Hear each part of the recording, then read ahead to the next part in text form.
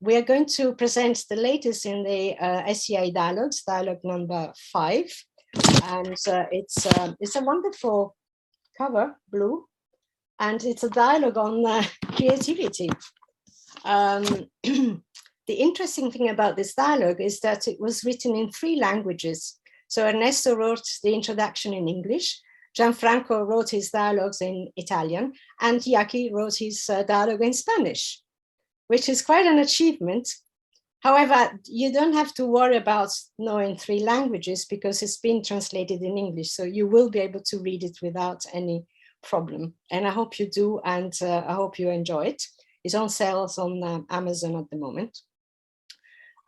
So we have 3 very important authors here tonight, and in theory, I should introduce them all, but I've decided that I'm not going to do that because it will take me about half an hour. So I'm going to ask them each just to tell us 2 important things that we need to know about you. And then we move on.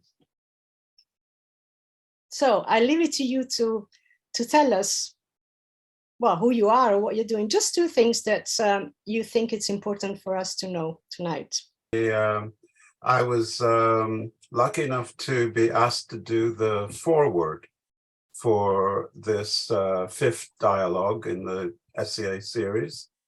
And I'm alive. I'm not a virtual AI system, as far as I'm aware.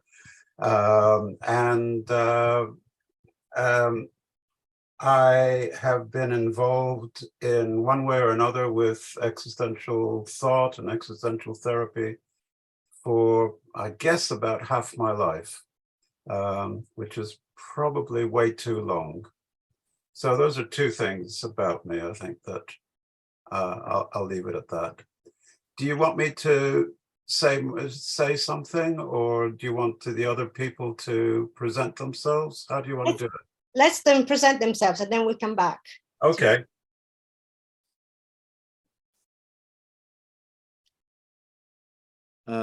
It's my turn. Go for it. Okay. I am an Italian psychiatrist. I am a former director of a mental health unit for 26 years. And I am very tired of this, my history. And now I am retired since 4 years, 4 years ago, for 4 years, yes.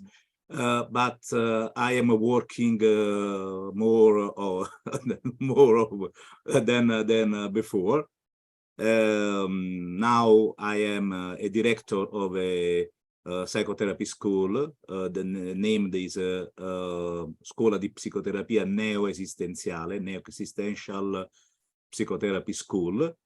And I'm the president of a very old cultural association, Istituto di Scienze Umane ed Esistenziali, that in this month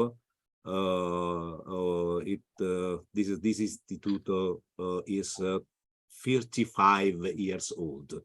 It's very old. Okay. Yaki, it's your turn. Thank you, Gianfranco. Well, my name is Yaki. I'm from Mexico City. And I am the founder of an institute in Mexico called Círculo de Estudios en Terapia Existencial, or Circle of Studies on Existential Therapy. And here we teach and try to train new existential therapists. And I work in Mexico and in other countries in Latin America too. And the other thing I would like to say is I feel my 2 passions in my life. One of them is, of course, existential therapy and existential thought. But I also love the work with music. I love music very much. I love very much music. And I love also the new studies on consciousness. So those are my passions. So, and I think that's enough for me for now. Thank you. So Are you going to tell us something about this book? Yeah. Shall I, as the person who did the foreword, maybe I should do the foreword. Yeah. How does that sound? Okay, well, first of all, let me just say that I've had the great pleasure and the honor of knowing both Gianfranco and Yaki separately for quite a few years now. And it was a real joyful surprise to me to discover that they had somehow come together and been able to immerse themselves in the dialogues that have eventually come out in print. So it's a real treat for me to discover that they've discovered each other, and from what we can see from the written dialogues, it's a discovery that I hope opens itself to many further discussions and dialogues. I usually go out for a stroll every day, and on my usual path, I pass by a small park, and over the last week, it was half-term time for young students, for infant school kids.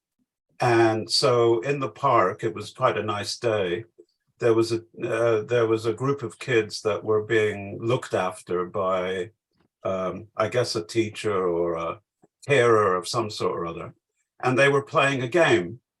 And the game was that the let's call her the teacher, had this stick, and she was passing it around, or getting the kids to pass it around to each other, and asking them, what is the object that you're holding?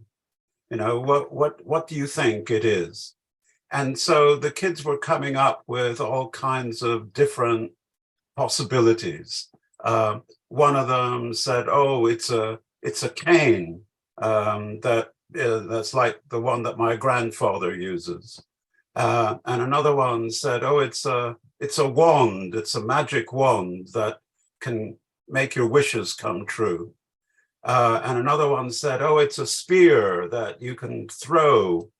And another one said, it's the laser from Star Wars, and we can swing it."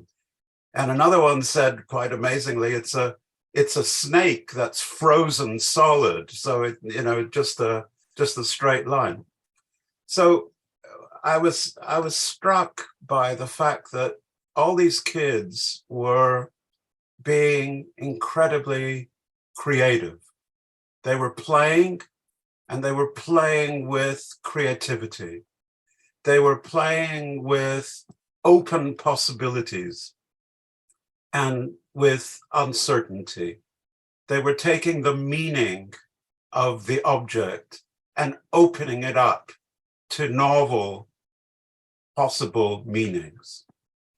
And what it brought home for me was that, you know, the creative, the ability to be creative is inbuilt in us. We only appear to lose access to it because we close ourselves to the uncertainty and the possibility of open meaning. And when I thought about that again, it reminded me once again, I'm sorry if you've heard me talk about this before, but it reminded me very much of an argument that George Gadamer makes with regard, he speaks of it with regard to the notion of dialogue, but it can be taken to questions of creativity as well. Gadamer argues that the dialogues that really strike home for us, that remain deeply meaningful and significant to us, are dialogues where we that are not preset by one person or the other or both. They are dialogues that create their own movement, their own focus, their own direction. They're not controlled by those who are engaged in the dialogue. The dialogue is its own process of control. It moves in its own open, unexpected, surprising way. And in many ways, I think what Gadamer is saying with regard to dialogue fits, as far as I can see it, to the whole process of creativity, of being creative. And it also fits, it's a long way of getting around to it, but it also fits to the nature of the dialogues that Gianfranco and Yaki have been engaged in. They're not just dialogues about existential views of creativity. They are dialogues that are in themselves expressions of creativity. They find, sometimes in spite of the two dialoguers, they find their own movement and their own direction and their own focus. And they contain within them the uncertain, the possible, the open, the provocative. And like Gadamer's creative dialogues, they are dialogues that could, in principle, go on forever.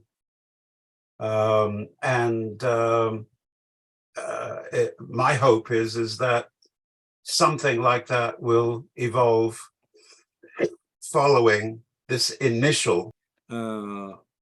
Paola, I thank you and all the friends of the Society of Existential Analysis for this opportunity that you are allowing us now. I thank Ernesto before for his splendid foreword.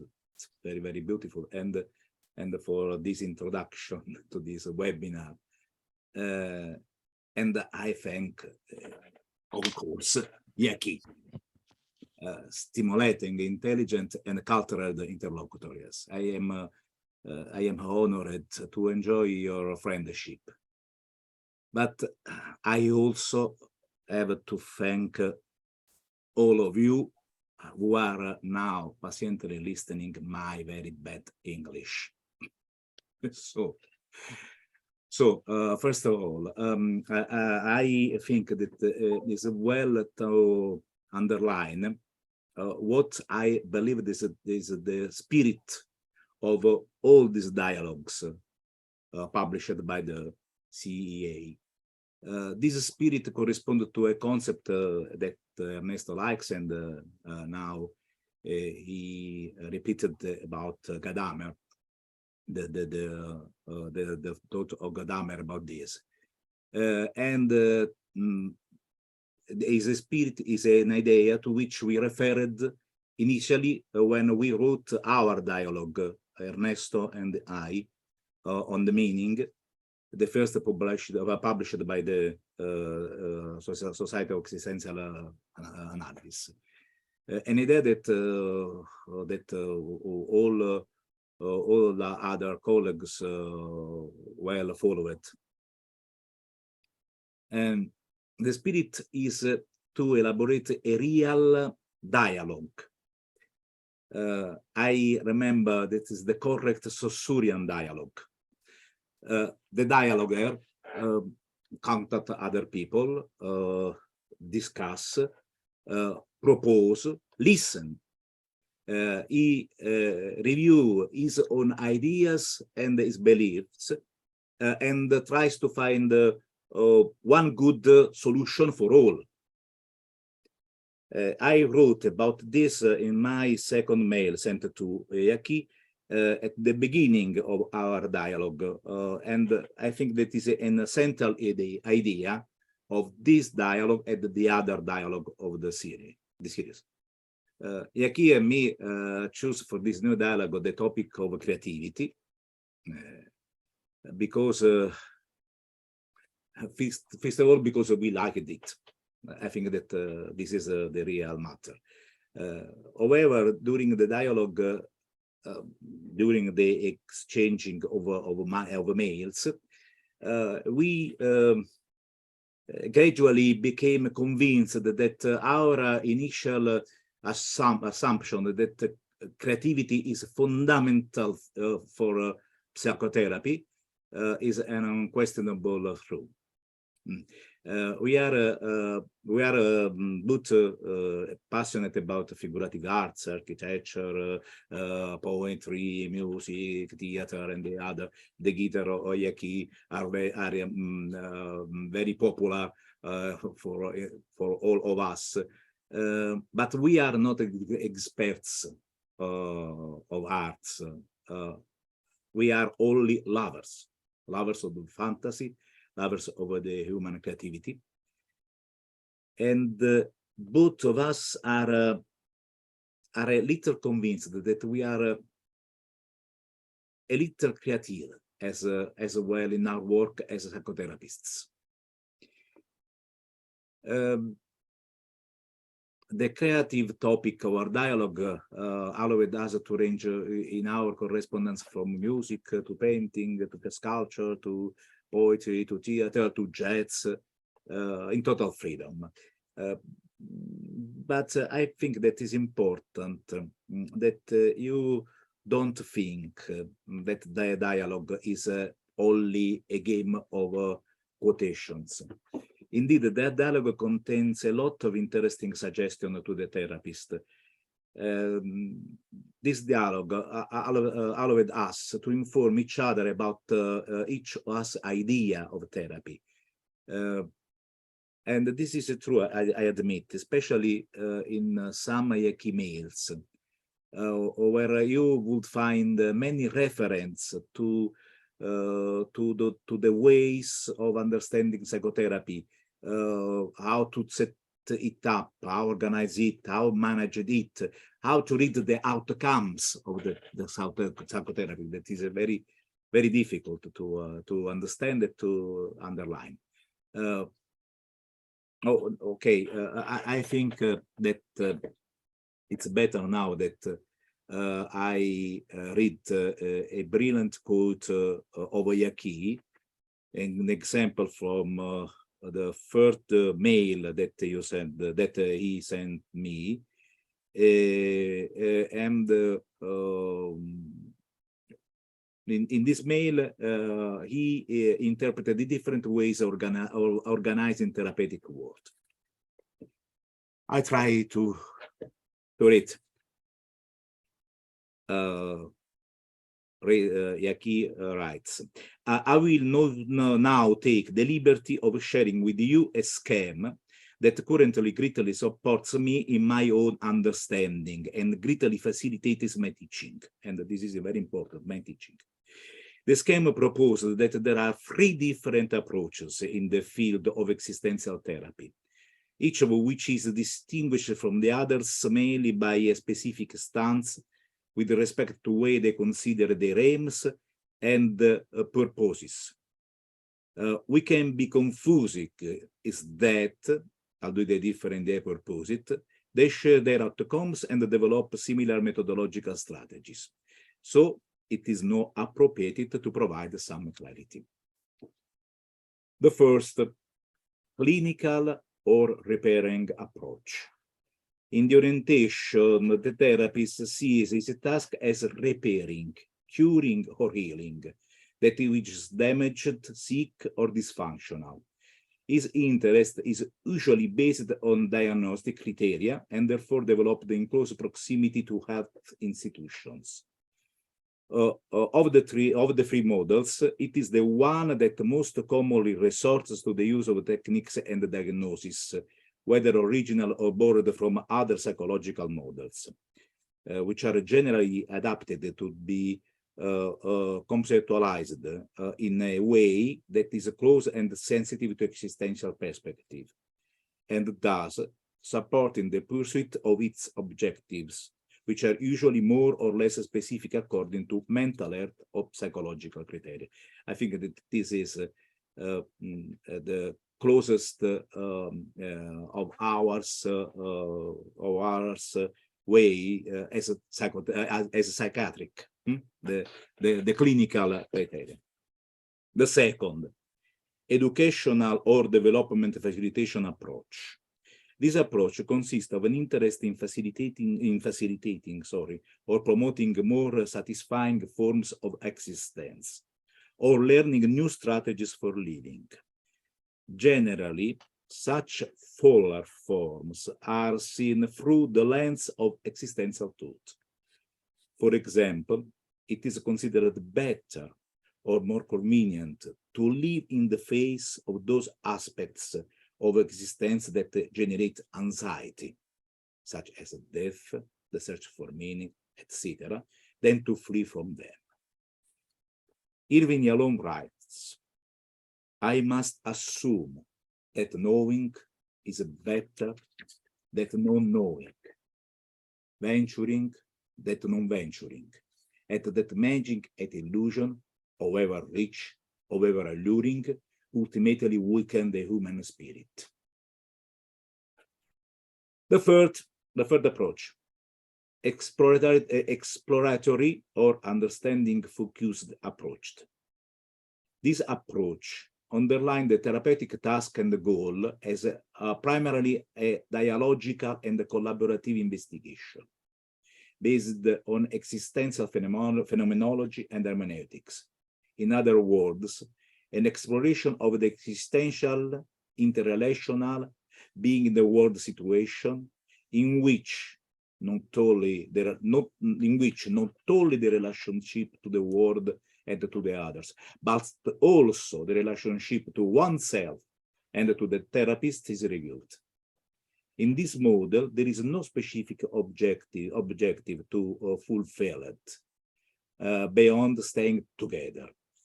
As Todd Dubose explains, it is an atmosphere of collaborative exploration, commitment to understanding for a lived sense. The main characteristic of the exploratory approach is that it seeks as its unique objective to deepen the understanding of the situations and experience presented in therapy, and the co-participation in them. As Ronald Dehling said, it is the task of existential phenomenology to articulate what the other's world is, and is a way of being in it. Ernesto Spinelli also comments that existential therapy is a it's very difficult to read to read English for me and to read Ernesto more. A predominantly descriptively focused investigative enterprise rather than a primarily creative one.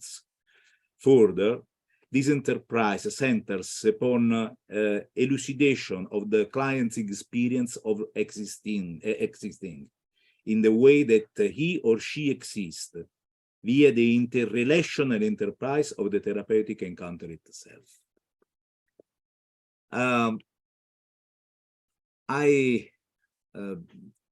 I believe that this quote is very interesting for our professional practice and especially for our professional teaching.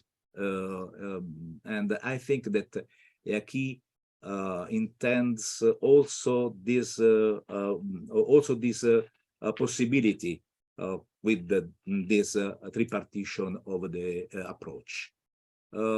I want to ask Aki, what about this consideration? Yes, indeed, Gianfranco, and thank you.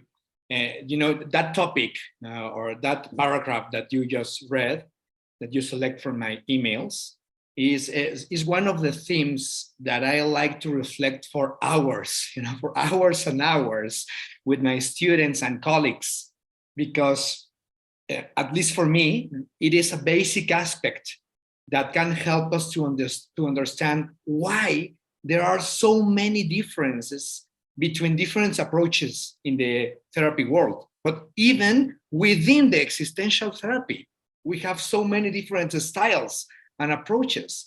And that helped me so much, me and my students, to try to get a little bit closer to the understanding of all those differences within the existential therapy also. No?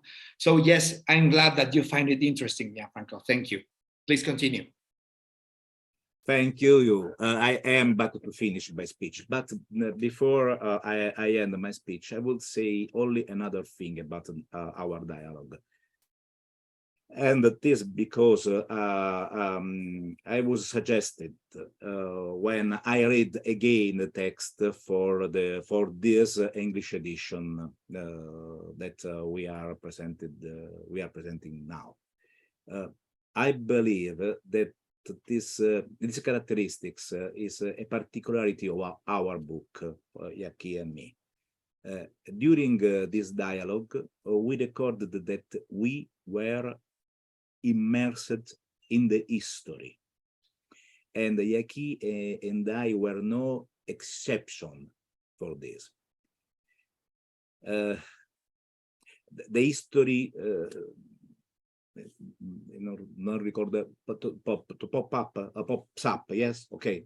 The history pops up everywhere, and unfortunately, we are doomed to it because it isn't a good history in this time, especially this evening after 1 year of a very stupid and terrible war in Europe.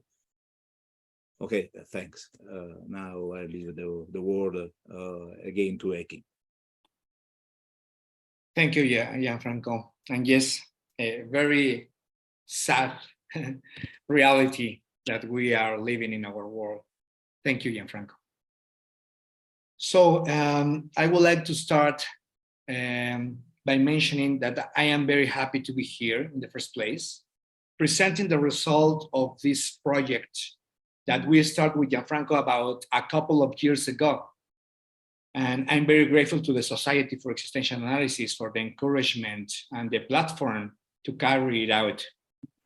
Especially, I would like to thank Paola Pomponi here for your availability, Paola, and Ernesto Spinelli for the inspiration and your kind forward, and Danilo Serra for his work on the translations too. But mainly, of course, I want to thank you, Gianfranco, for inviting me on this journey together with you. And you know, it's an honor for me to be part of the dialogues collections of the Society. You know, we are the volume 5 of the collection. After the volume 1, written by Ernesto and Gianfranco, the volume 2 by Miles Groth and Todd Bose, volume 3, again, Miles with Tamás Pasecas. Sorry, I hope my pronunciation is correct. And volume 4 by Ardo Lang with Vincenzo Carretti. So, you know, they are people that I admire, you know, and I learn a lot from their thoughts and their reflections. So for me, it's a real honor to be able to participate with Gianfranco in this volume number 5. Well, for this volume, Gianfranco proposed that we reflect together on the role that art and creativity play in existential therapy. He pointed out that we share, in addition to the passion for existential therapy, Latin roots. You know, he more directly because he is an Italian. And for me, I'm a Latin American, no? Particularly from Mexico. So we share some Latin roots too. And the first difficulty we encountered had to do with language, as Paola mentioned at the beginning. You know, that you know, as you can notice, neither of us has the level of English enough to write fluently in English. And at the same time, Gianfranco does not speak Spanish, and I don't speak Italian. So that's why we decided to commit ourselves to a curious task. We will want to, Gianfranco, will write me in Italian, and I will translate it using Google. And while I will write to him in Spanish.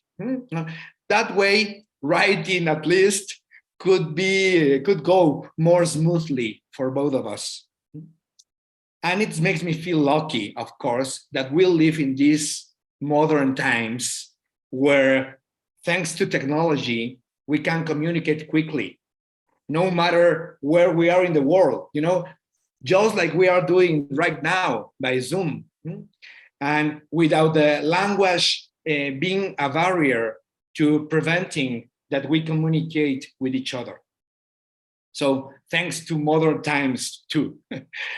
And during the exchanges with Gianfranco, I felt stimulated, reflective, and enriched by Gianfranco ideas, by his poetic sensitivity, by his scientific spirit, and for his willingness, especially for his willingness to support, to hold the differences we find in our perspectives, as well as to celebrate the similarities we share. So, for instance, let me share with you, I want to share with you a couple of fragments from Gianfranco's writing. The first one is from the third dialogue. At the end of that dialogue, Gianfranco wrote,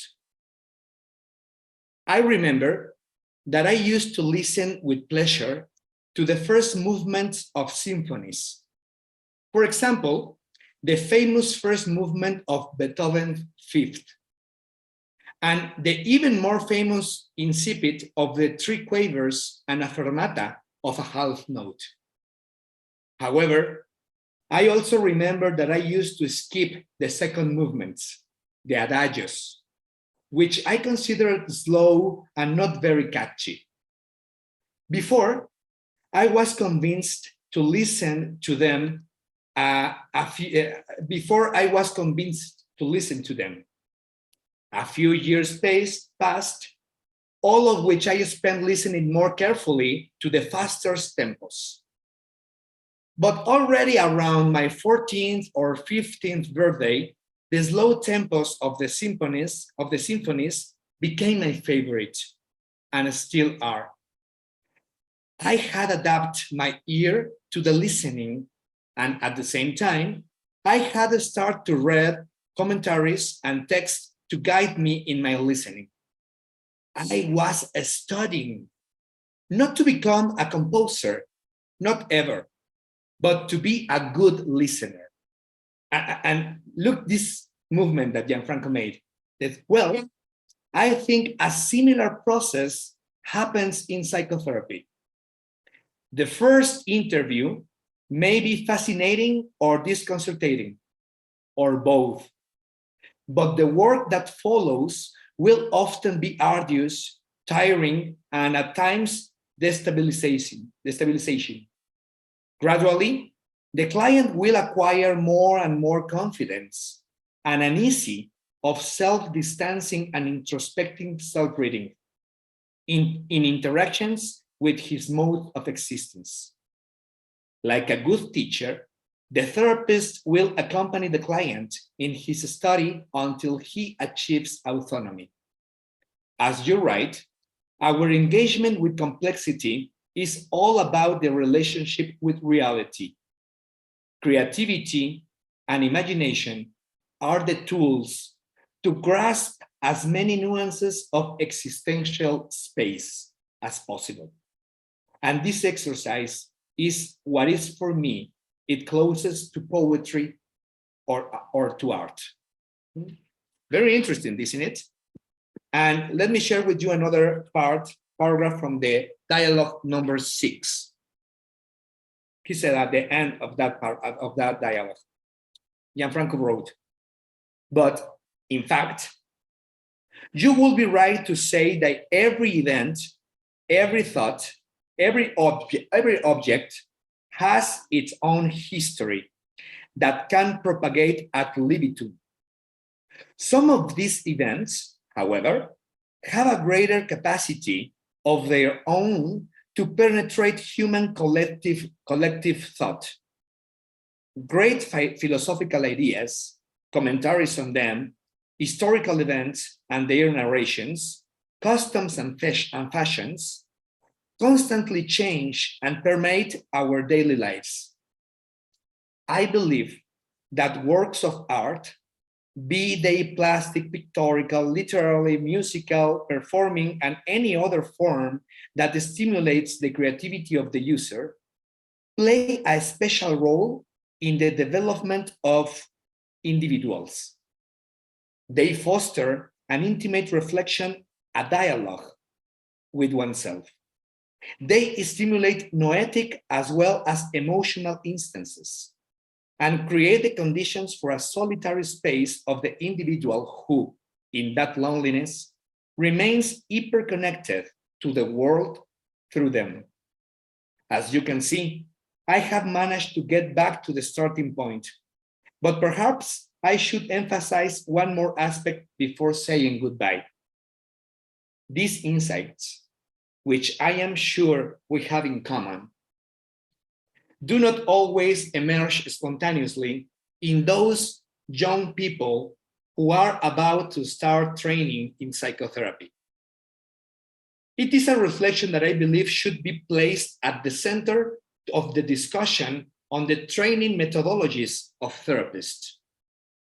In the last few months, due to the pandemic and the consequent need to work remotely, I have had the opportunity to be more often in co-presence with young and old psychotherapists through electronic tools. I often have had to note their difficulty in deepening their reflection on the phenomenological and existential world of the individual in the face of their excellent knowledge of the most established psychological theories. I fear that an unconditional adherence to predefined models at the expense of prejudice-free reflection may find fertile ground in young professional therapists. Well, as you can see, Gianfranco writings are full of interesting ideas. So, Gianfranco, would you like to add something to the fragments that I choose?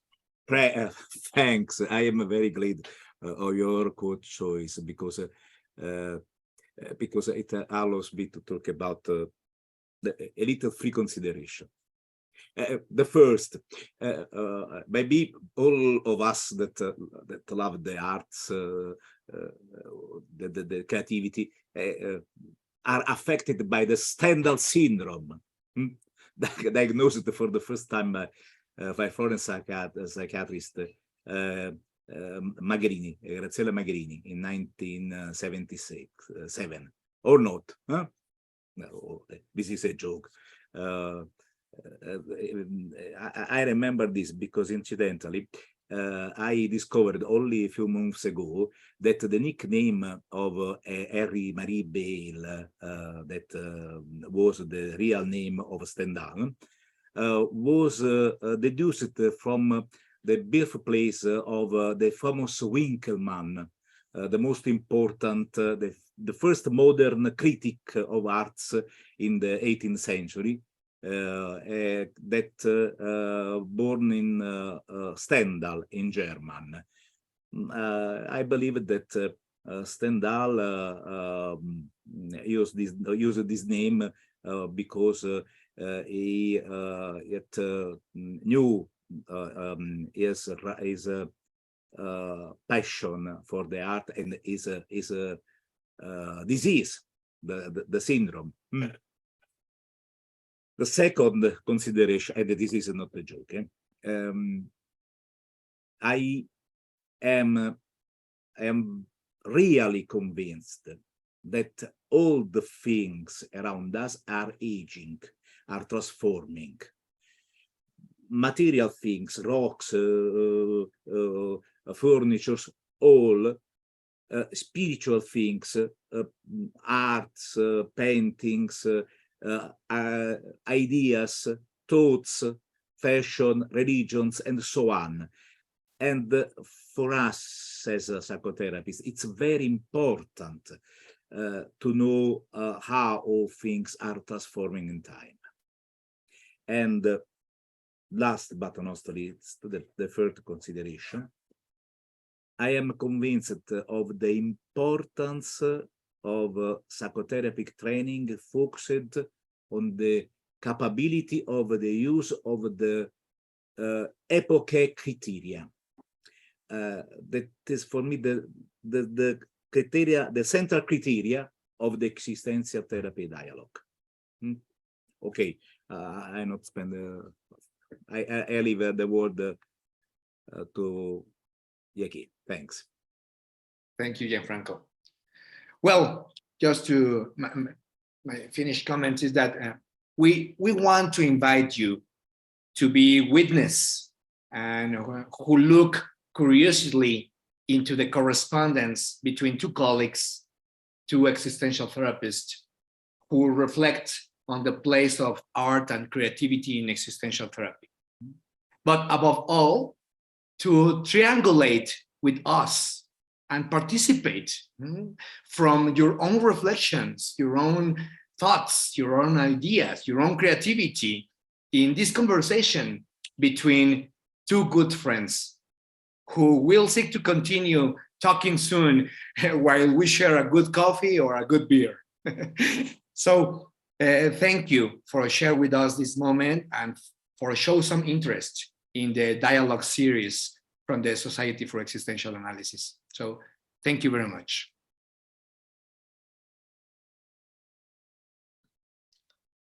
Well, thank you very much as well.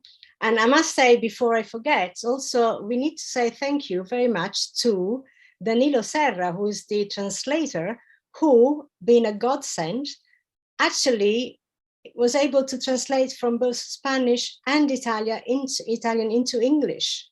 And that was a miracle, because to have one person who could hold both languages and translate them beautifully in English, I think it was a miracle.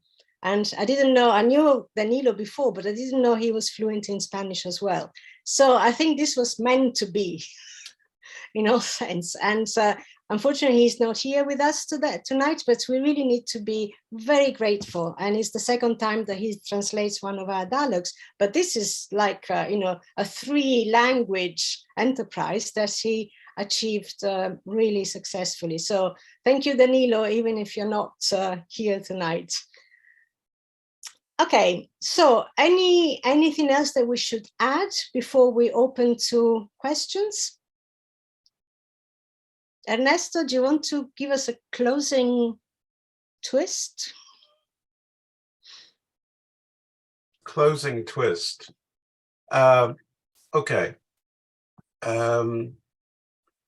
Let me give you a statement by our friend Martin Heidegger.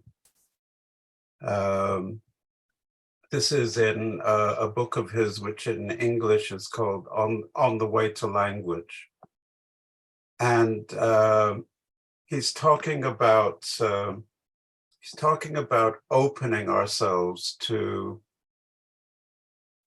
the truthfulness of our existence.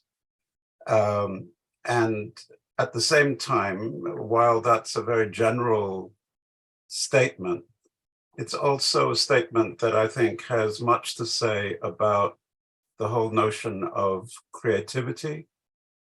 And I think it also implies something important about therapy, certainly therapy as viewed from that third perspective that Yaki highlighted, which is that kind of understanding focus therapy. So here's the quote. To undergo an experience with something, be it a thing, a person, a god, means that this something befalls us, strikes us, comes over us, overwhelms and transforms us. When we talk of undergoing an experience, we mean that the experience is not of our making. To undergo here means rather to endure it, to suffer it, to receive it as it strikes us and submit to it. This idea, if we take it to the notion of artistic creativity, I think frees us from only considering the artistic from a typical view that really originated maybe towards the late 19th century and became very dominant in the 20th century, which is to look at artistic and creative endeavors from a backwards focused perspective, from a perspective that is more almost as interested in the creator as it is in the created product or the created piece. It's a way of looking at creativity that emphasizes the repetitious, the hidden conflicts, the specific rather than the universal. And Heidegger is highlighting something that emphasizes instead that which is forward-looking, that is transformative, that is potential, and therefore can't be known in advance. It can only be, and it can only befall us, as he says, engage us. We suffer the impact of creativity. And my sense is that it's not a case of either or, it's a case of both and. We have tended to overemphasize the creative or explorations of the creative, whether it's in the arts or whether it's in science or whether it's in psychotherapy, from a focus that emphasizes the backwards look, the look into what was. And we have not given enough attention to a focus that is around what is being experienced now, what is there and how is it there, and in what manner is this experience being engaged by us and with us and through us. And I think if existential therapy has anything unique to offer us with regard to these questions, is that it brings back, or it tries to bring back, a focus that is far more concerned with that forward look rather than with an overemphasis upon the backwards look that is so dominant in psychotherapy today. I don't know if that wraps anything up or whatever, but that's what I'll say for now. Thank you. Thank you very much. Thank you, Ernesto. Thank you, Jackie. Thank you, Gianfranco. This is the book.